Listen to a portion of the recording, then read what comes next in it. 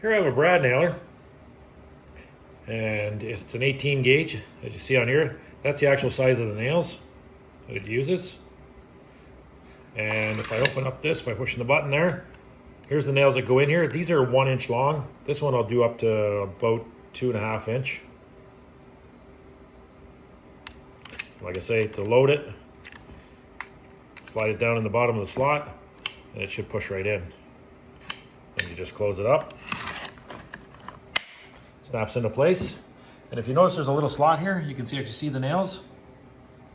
And as I go back here, you're going to see the orange show up. The orange is telling you as it gets closer that you're running out of bullets. These are air-driven or pneumatic tools. Compressed air basically is what keeps the system running.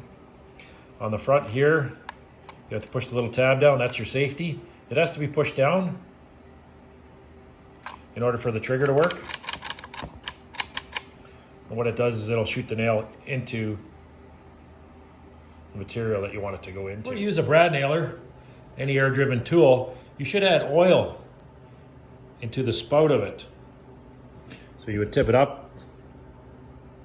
You put oil in here, a couple, 2 or 3 drops, then you're good for the day.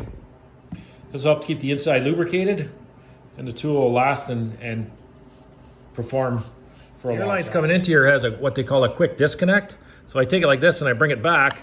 I can slide it right onto the tool and it locks itself in place. Remember, when it's under pressure and you pull it back, there's going to be a lot of pressure on this hose. You better hold on to it because it could fly and hit somebody. You'll have one on the gun itself and one on the compressor. Like I say, it's as simple as pushing it on, making sure that it's secure. So I'm going to shoot brads in this. I have that rabbit. The rabbit sits in about 3/8, about that far. And what I don't want to do is I don't want the nail to shoot out of the actual piece. So I want to put it in an angle. I have 1 inch brads in here right now. There's a 1/4 inch ply going in, and it'll go in about 3/4 of an inch into the actual pine itself. I want to come in on a bit of an angle and push it down, and then I want to shoot the nail. Here I have a standard small air compressor. Down on the bottom, underneath, what you're going to find is you're going to find a little valve there. What happens when you compress air is you'll have water that'll end up in the tank because it's under pressure. Air won't hold it. And there's going to be some water in the bottom. So on a regular basis, you should crack the valve and it will let the water out and it won't rust out this part of your compressor. Here's the compressor itself. It's got a tank. It's got a compressor on top, which compresses the air and forces it into the tank. Down here you have 2 gauges. This one here, this one is for the tank pressure. So that this one here is about 110 approximately pounds per square inch. This one here is for your hose. So you can adjust that.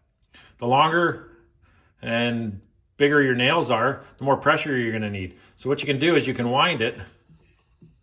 You can go up as high as you want, depending on, always better to test it on a couple of pieces to see exactly what pressure you need to drive the nail in the distance that you want, which is just below the surface. And like I say, if I back it off, you'll hear it start to release the air, and that's just being released from the airline. So if I'm on something small there, I might want to be at 70, let's say, and I just turn it back until it stops.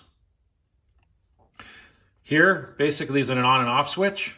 If it's in this position, it's in automatic. So what happens is if the pressure here gets too low in the tank, it'll automatically come down, come back on again, and it'll replenish the actual air in the tank. Here we have the quick disconnect for here. This is under pressure. I won't do it with one hand because this is more than likely going to fly out of my hands because it's still under pressure.